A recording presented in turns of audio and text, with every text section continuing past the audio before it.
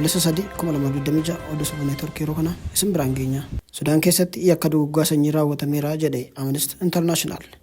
Dhaabbanni mirga namaaf falmu Amnesty International humni finciltoota Rapid Support Force bara 2024 haga 2025tti magaalaa El Fasher to'achuuf weerara raawwate keessatti yakka namummaa fi duguggaa sanyii raawwateera jechuun himate. Sudaan keessatti waraana mootummaa fi garee RSF gidduutti eebila 2023 irraa eegalee waraana gaggeeffamaa jiruun namoota kumaatamoota hedduu ajjeesee kitila hedduus qeef qabeenya isaaniirraa buqqiseera. Qaamoleen lamaanis yakka cimaa raawwachuun himatamanii qorannoo walabaa gamtaan mootummootaa gurraandhala 2026 irraa kaasee geggeesseen weerarri bara 2025 magaalaa El Fasher irratti raawwatame sun mallattoo duguggaa sanyii ta'uu ifoomseera. Amnestiin gabaasa bal'aa baase keessatti RSF duula El Fasher to'achuuf geggeesse keessatti yakka namummaa fi duguggaa sanyii raawwachuu ibse.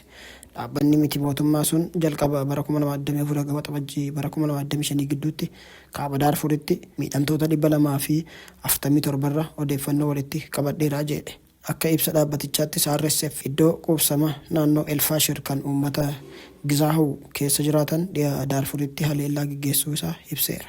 Gabaasichaatti daa'imman ajjeefamuu, saamamuu akkasumas humnaan waraanatti ergamuu fi yakkoota gudeeduu dabalatee miidhaan bal'aan irratti raawwatamuu ibsee jira. Hooggantoonni Amnesty International Kalmard kun sammuu namaa keessatti waan madaa uumee darbuu jedhan. Hooggantuun sun Naayiroobitti haasaa taasisaniin gochaalee RSF raawwatan sun namoota hedduu kan fixe sanyii fi qorniyaatiin jiraattota miidhe duguggaa sanyii raawwatee jedhan.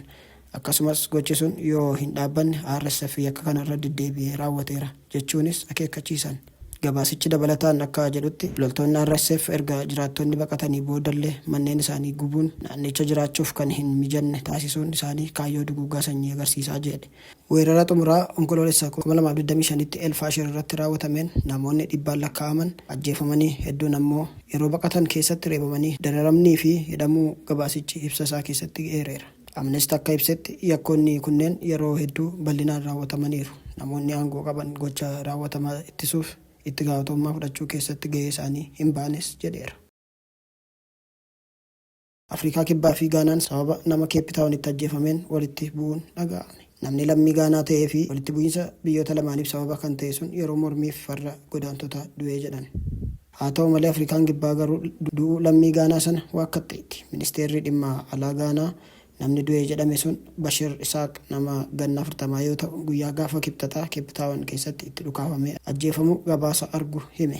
Akkuma gocha raawwatame sanaattis gadduu fi komii poolisiif erguu ibse. Ministeerri haqaa Afrikaa Kibbaa immoo aangaa'onni Gaanaa odeeffannoo sobaa tamsaasaa jiru jechuun deebiseera. Poolisiin Afrikaa Kibbaa namni sun du'uu isaa waan mirkaneeffate akka hin qabne himeera. Ta'us ajjechaa nama ganna 35 lammii Gaanaa ta'e qorataa akka jiru poolisiin beekseera.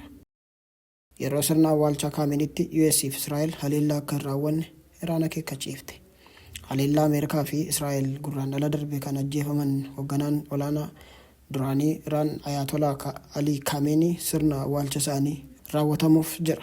Iraan Ameerikaa fi Israa'el sirna awwaalcha sanarratti haleellaa akka hin raawwanne akeekkachiifteetti. Sirna awwaalcha hoogganaa olaanaa duraanii Ayatollah Khamenei kamisaa hanga sanbataa Iraanii fi Iraaq keessatti iddoo garaagaraatti raawwata. Qondaaltonni biyyoota garaagaraa sirna sanarratti hirmaachuuf gara Teheraan akka deeman ibsameera. Chaayinaa, Paakistaan, Hindii fi Qaataar biyyoota qondaaltota isaanii warra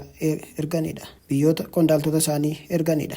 Waraanni Iraan akka dhaabbatuuf jaarsummaa ta'aa kan turte Paakistaan ministeera muummee Shehbaaz Shariif gara Iraan akka imalan mootummaan biyyattii beeksiseera. Sirna awwaalcha sanarratti hirmaachuuf lammiileen Afgaanistaan 2,000 ta'aniif viizaan akka kennamu BBC Persian maddeen eeruun gabaaseera.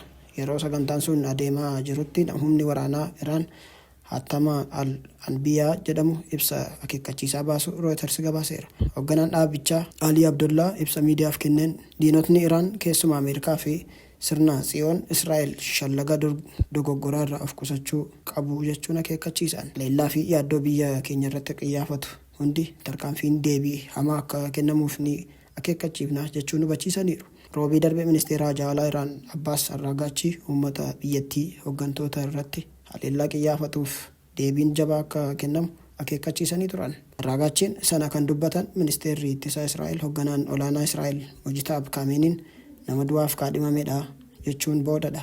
Sirna awwaalcha sanarratti eegumsi guddaan akka taasifamuu fi magaalaawwan baay'ee dhorkan balalii akka irraa kaa'amu ibsamu Reuters gabaaseera.